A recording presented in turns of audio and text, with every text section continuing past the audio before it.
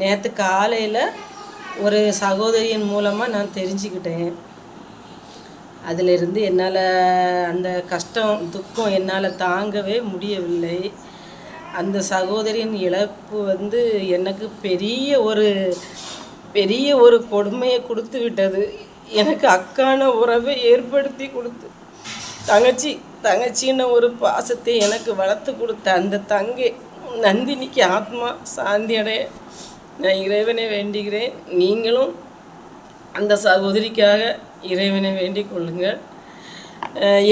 என் video அனைத்தும் எந்த நைட்டாக இருந்தாலும் எனக்கு சாரிக்கா அப்படின்னு சொல்லிட்டு எனக்கு கமாண்டு போட்டுருவாங்க. அந்த சகோதரியின் இழப்பிலேருந்து என்னால் மீள முடியவில்லை. எனக்கு வீடியோ போட மைண்டு என்னால் வர மாட்டேங்குது. மறுபடியும் வீடியோ போடுவேன்.